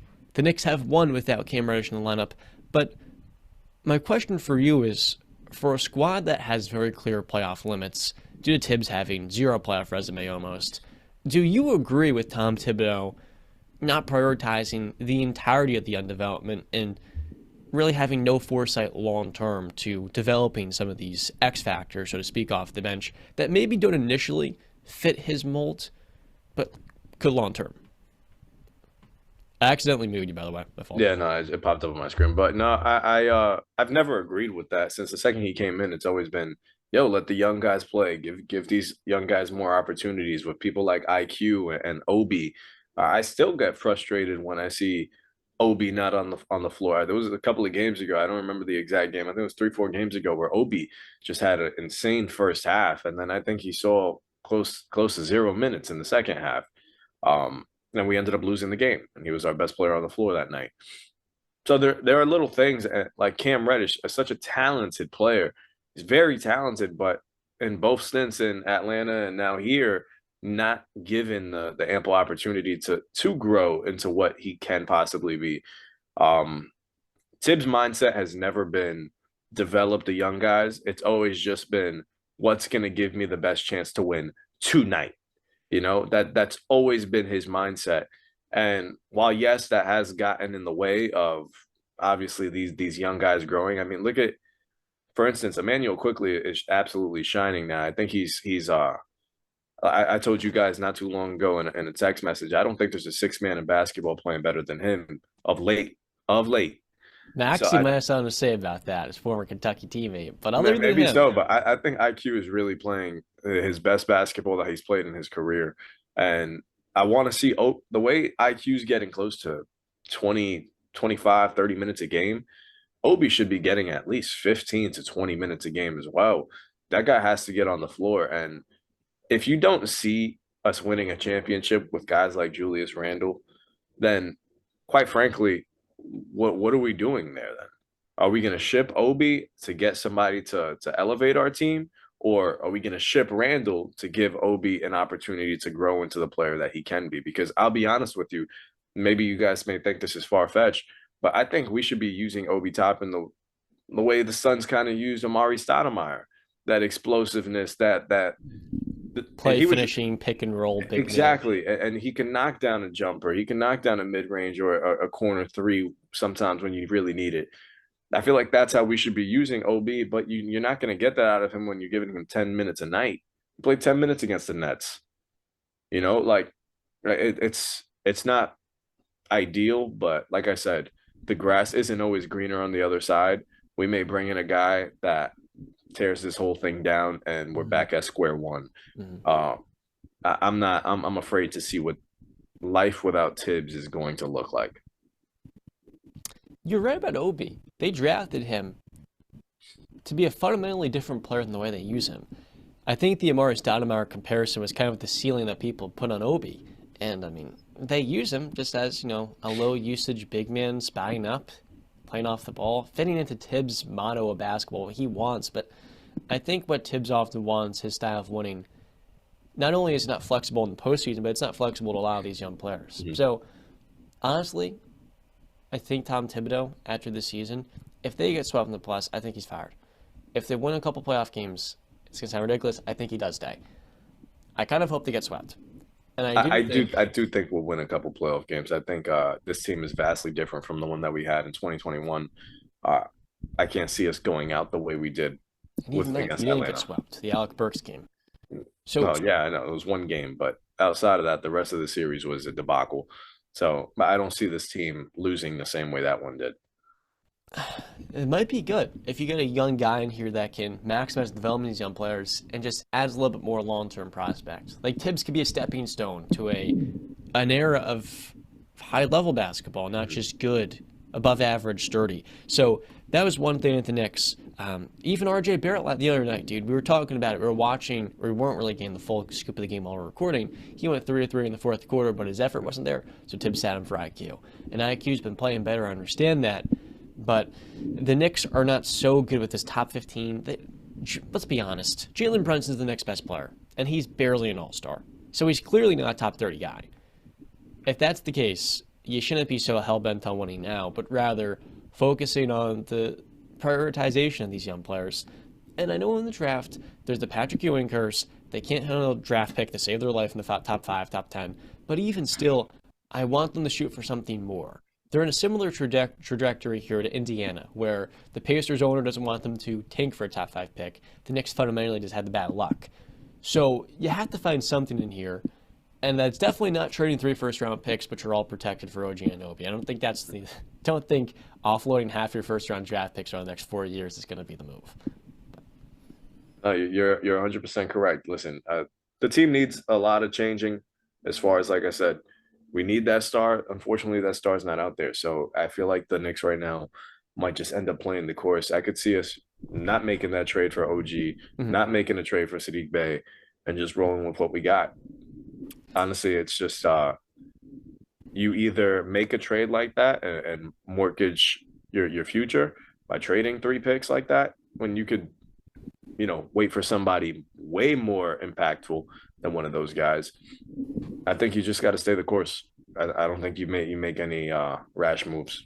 Well, at least you got freaking draft capital to trade. Oh, we play tomorrow night, bro. Oh yeah, where, New York or Miami? Well, I looked that up. The It's in New Knicks, York. all those first round picks are It's tonight. average. It is tonight. In New Yep. York. I gotta Yes, get sir. this RJ Barrett hate video out before then. But yeah, I mean, at least you're in like you have things that you can move. As a Miami Heat fan, we got nothing, so we're really stuck. See, but that's exactly what I mean. But that's He went to the finally have hospital. direction. The shoe was always on the other foot for us, man.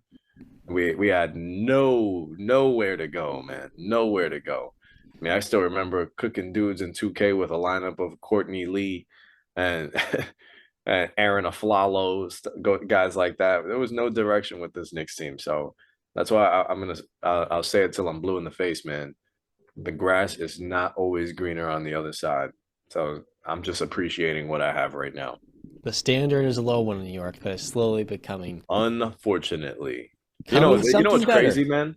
What is it? They call New York the city of champions, and it pisses me off. It pisses me off because I haven't seen that many championships in my lifetime. I'm 24 years old. I've seen the Yankees since I've actually been watching baseball win 1 World Series title. They have 27. Okay, I've seen the Giants win 2. That's impressive because that doesn't happen that much in football. My basketball teams, nothing. Hockey teams, not much. I mean, they've had some success, but nobody brought home a Stanley Cup. There's nothing here. I guess the soccer team, NYCFC, might be our most recent championship. So, yeah, there you go. New York needs a lot of fixing. Aaron Rodgers, hurry up, come to New York. Daniel Jones, step it up. Put New York in some relevancy, bro. Like, I am not proud of what we've put out. And one last note, Brandon. You said here, at least you guys have draft picks. I think I would rather a finals appearance and then a near second finals appearance than a couple of first round picks. Because I'll say it this: stars today are overpriced in the NBA, but over the course of the last 3 or 4 years, that's led to first round picks being vastly overrated. A first round pick is just a lottery ticket, but those Knicks lottery tickets are not very good because none of them are going to be that high value. So, if the conversion around those is lower, it's really just like a superior second almost. Because the Mavericks first rounder, that's going to be in the late teens. The Wizards pick they got in the Ousmane Dieng deal, with the 11th overall pick in last year's draft, I'm sorry, that's going to be top 10 protected too. So those Knicks firsts, while they're lottery tickets, and they shouldn't just throw them away for OG Anunoby, who's better than RJ Barrett, but not by a whole lot. If you can then parlay that into a much more meaningful deal, they'll get you that top 15 player. And unlike the Carmelo Anthony deal, they'll actually have a decent enough team to support that star once they finally get them. In theory, Justin, if they got Donovan Mitchell this offseason, right, and they moved RJ, Quentin Grimes, and 4 first rounders, dude, a team of Donovan and Jalen Brunson would be so much, and they wouldn't be a contender. They wouldn't be a top 4 or 5 team in the Eastern Conference. They would be a lot more fun, and you'd be saying, this is pretty good. But then they'd really ramp up your expectations and lead to disappointment when they get knocked down in the first round. So I think this is a better alternative, truth be told, because you're keeping some of those young players like Quentin Grimes, who is ice cold, man, playing off the wall. I love his game. And in turn, getting those winning players and retaining them long term, that'll lead to winning results once you change the head coach. Once you change the head coach, of course. Yeah. Time will tell. But yeah, Brent. 2 near finals appearances, not too bad in my book. No, it's not that bad. Yeah, I'd trade spots with you. No, I get it. now. I understand. I was just saying in terms of flexibility, because obviously looking back, it's nice, but looking forward, the light is slowly closing. Yeah, the light is slowly closed on the Heat. I'm still not out of Miami though. I'm not Like, either, because I know we can compete, and I know in the playoffs we're going to be a completely different team. I know Jimmy's going to up his game. I understand that completely, and we're going to be a lot more competitive than people are going to give us credit for. Absolutely. But at the end of the day, I need Tyler Hero to step up, man. I looked at his stats, Yes. I think yesterday or 2 days ago.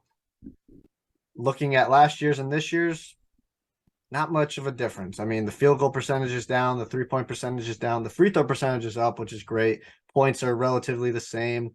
All the other things are pretty relatively the same. So I need him to step up, man. I need him to go from 20 points a game to 24 or 25 points a game. I need that step up, man. I need you to become that guy to help take the pressure off of Jimmy in the playoffs. I need that help. So, and I don't think it's really going to happen. Wait, time will tell, like Justin just said for his Knicks, but I personally, right now, as we sit here, I do not believe it. The more striking offensive stat for Miami is that they're 30th in points per game. Now, some of that's offset by the 28th ranked pace, where they're actually 27th in offensive efficiency. Look, Tyler Hero, he's best coming off the bench as a sixth man. He fits into the Anthony Simons, the Jordan Poole, the Tyrese Maxey camp of guards. I'm not going around saying, Tyrese Maxey's going to be the one that takes Philadelphia over the top. And with Tyler Hero, that shouldn't be the expectation either. The second piece, the second cork to the puzzle, it's not going to come. But I do think if they make some sort of move at the deadline for an upgraded point guard, which would mean trading Kyle Lowry, this Miami team, which sits currently 29-23, given they've missed Jimmy Butler this year for over 15 games, they're in a great position to upset somebody in round one. But John, wait, think about this. What if the 76ers finish the third seed and they play the Heat in the first round? Who's winning that matchup? that's what I'm saying. Well, I mean, no team is going to want to see us in the first round. That's a fact. They don't want to see us in the first round. But what I want to ask you is, because you said we're one of the teams that looking as a buyer at the trade deadline. Who's an upgrade over Kyle Lowry? Who are we out there going to get? Fred VanVleet? Nah. No, Again, because I don't know you're if he, gonna dude. have to pay I look at Van VanVleet. I know maybe he's probably not an option, is what you're going to tell me. But I look at VanVleet. Dude, I am never really a big fan of a guy whose field goal percentage is sub 40. because he doesn't get to the rim. Yeah, around 40%. So, yeah, but please give me a names that Miami would be buyers up to get rid of Lowry and bring in an upgrade. So I can tell you if I think they're going to be a good life changer or just, the course is going to be the same. Well, the first name, it's not Kelly Olynyk, though I know you're jumping off the page waiting for me to say that name. Not. The first name is Mike Conley, who after this season has 9 guarantees in his contract and is a pretty movable salary. Conley is a more durable player than Kyle, both of whom have dealt with some hamstring issues, and the key thing here is they're in 2 separate conferences. Because there are some guards in the East like Peyton Pritchard in Boston. Pritchard does not play.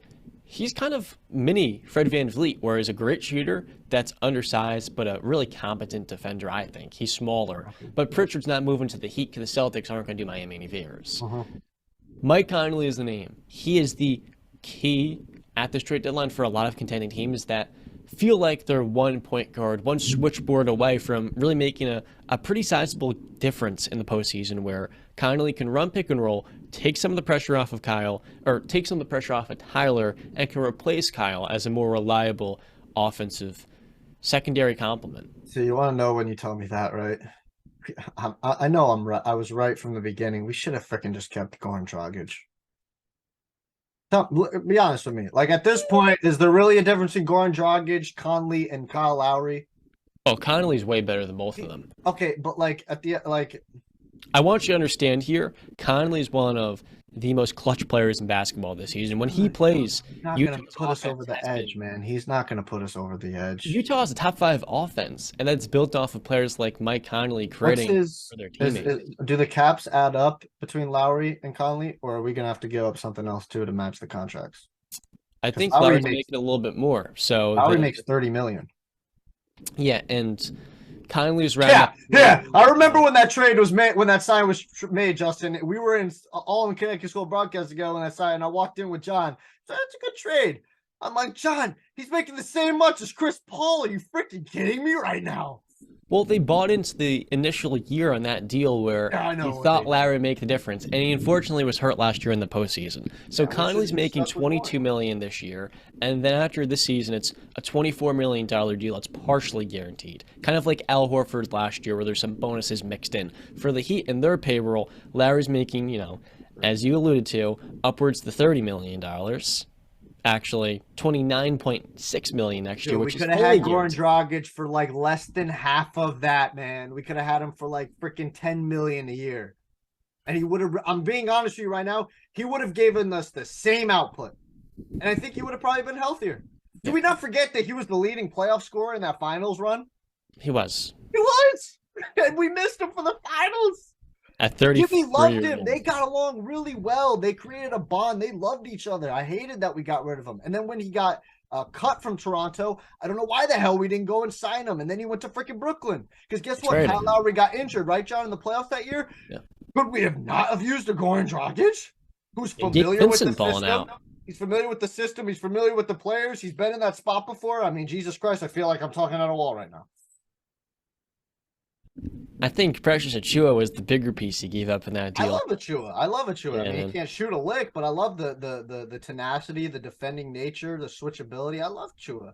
And he was But I making love shots Rico. last year, too. It might have been a little smoke and mirrors, but last year he was making pull-up jumpers in the postseason. So give me another name besides Mike Conley, John, or is that the only name you got? So the other name was D'Angelo Russell, but he's played so well in Minnesota on an expiring contract. I'm not sure if the Timberwolves, they kind of have to move him because if they don't extend him, I mean, they're going to let him walk for nothing. So Kyle Lowry for D'Angelo Russell, that would be a much needed upgrade, I think, for Miami. It's an okay move. Obviously, it's an upgrade offensively, 100%. Yeah, but does it upgrade Minnesota? So why would they do that? Yeah, no, because they're That's the isn't team that you Lowry's said on has an playoff expectations. Why would they want Kyle Lowry? Lowry's on an expiring deal too, right? Lowry's got one more year to the season, Okay, whereas yeah, I don't D'Lo's know. on expiring. Yeah, I don't think that they would do that then. They would get rid of an expiring contract to bring in a guy who's got another year and he's really on the downward spiral. But yeah, obviously it's an upgrade offensively, defensively, not so much.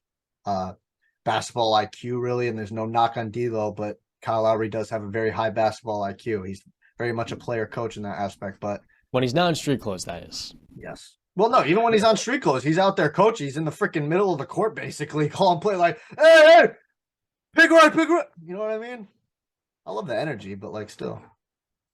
And the other name is not going to take them to another level offensively, but a fun Miami Heat guy would be Alex Caruso. It's not going to happen because the Bulls want multiple first-round picks, but the Lonzo Ball ilk of players that, all defensive guards, that's what you need alongside Tyler Hero. And that's why they made that Lowry deal, because Dragic was not on the same level as Kyle as a defender. The thought process by Pat Riley was, okay, Lowry, he's been a second or third piece on a championship team alongside Kawhi. We're going to get him for 1 or 2 really good years, and it's going to be a much-needed defensive improvement that, outside of the body fat percentage thing, he's going to fit perfectly into this Heat culture. And he's going to really integrate into the closing lineups of games as well. So looking back now, they took a gamble. I think, the PJ Tucker signing was great for them. That was the player they lost. And of course, Duncan Robinson they're stuck with. Yeah. The last player is Jay Crowder. Now, the Suns want 2 or 3 things. A good young player, a good long-term draft pick, like a first-rounder. That's what I mean by a good first-round pick, or a good draft pick. And then some third piece. I think the Heat gave up Nikola Jovic, who was pretty promising earlier in the year, but he's kind of like a glue guy what he projects to be. He's been hurt over the last couple of months, had to undergo surgery. If you move to Jovic and a future first-round pick, they've already got a couple of picks owed to the Clippers. I do think they could get Jay Crowder, and he adds just enough three-point shooting and a tone setter that in the playoffs is another body to throw on an Embiid or a Giannis, and that's a big-time difference maker in those key moments. It is, but it's not the key piece. It's a nice piece, but it's not the piece that we need. Yeah, like I've said, none of those moves you named, John, move me. None of them are like exciting to me. Conley is. Yeah, if it was a couple of years ago, D'Lo would excite me, but we've seen what D'Lo really is at this point. Yeah, we're stuck. Like I said, our shot was Donovan Mitchell.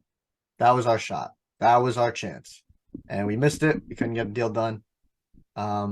So we're kind of stuck right now. And like I said, Your other chance was James Harden, by the way. Yeah, but I didn't want that. You didn't want Harden, but the theory of having a league-leading assist and league-leading playmaker that can work off ball, he's starting to do that now in Philadelphia, starting to take a complimentary role. Harden would have commanded a pretty large package, but he would take a huge load off of Tyler Hero and Jimmy Butler. He doesn't fit the Heat culture either. I would have loved Chris Paul. Chris Paul fits the Heat culture. John, I don't know if you saw this quote from Hero. I forget what game it was after. I think it was a week ago, where he said, I don't play defense and I can't play defense.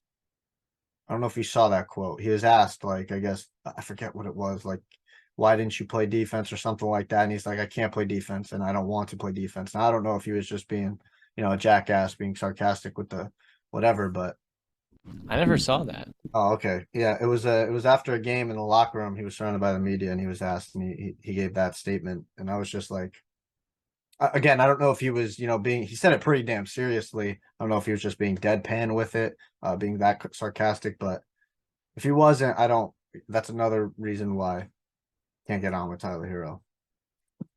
That's not Heat culture, man. That's not Heat culture. And that's the thing. He's had some really good moments this year on defense. Again, you don't have to be a good defender. Fight, man. Look at Pat Beverly. He's scrawny and small. That guy fights, though. He gonna give you everything you got. Pat Beverly's another guy who's perfect for Heat culture, too. Yeah, Pat Bev, he was on the team. Chris Paul would have been the perfect guy in 2020 when they could have literally got him for one. That's the thing. The opportunity cost of Chris Paul, that's where the Heat missed. Yeah. Though they had just went to the finals, they doubled down on that team with a very short offseason. Chris Paul went to the Suns for 1 first-round pick, Jalen LeCue, who's in the G League now, and Kelly Oubre. You mean to tell me that he couldn't come up with a better package than that with their first-round picks? If he threw 2 picks in that deal, the Thunder would have probably moved in there. Because why? It's a different conference, and Pat Riley is a guy I would like to see do well if I'm Sam Presti. And here's the other thing. Justin, you talked about it a little bit before. I'm actually going to say it after. Chris Paul on that Miami Heat team last year, they go to the finals. Even if Chris Paul has one arm, one leg working, he is so good on the court that I think in the pick and roll, making shots late in the game, and then defensively, teams have Bam Adebayo behind him. It's hard to attack CP3.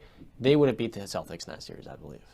And Jerry, you hit the point before we recorded episode number 70 that according to NBA Central and Replay Poker, the most stressed fan base watching their team is the Miami Heat, edging out the New York Knicks by 0.7%. Surprisingly, the Warriors in the top 3. I feel like the Wizards, that's surprising that fans would stress over that team.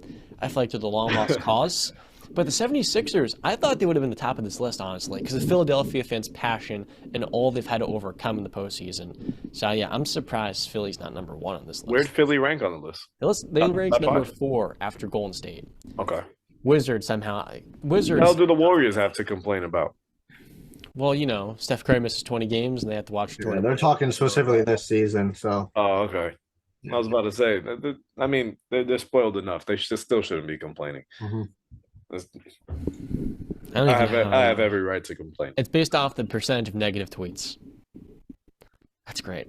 So it's Twitter. I guess I'm proud of my New Yorkers. We're not. We're number 2 on that list. We're not. You're just calling them out. Just calling them out. We're calling out our team, not the fans. Calling everybody out. Calling our teams out. Gotta step the hell up, man. Jesus Christ. Give us something. We need a parade. We need a parade. Progress is progress. All right. Like Slow this show. Wins the race. 71 episodes. You know what the Knicks remind me of? Recording. You guys ever seen the SpongeBob episode when Gary the snail and Squidward's snail were racing? Yeah. And then Patrick had his rock in the race. The rock one.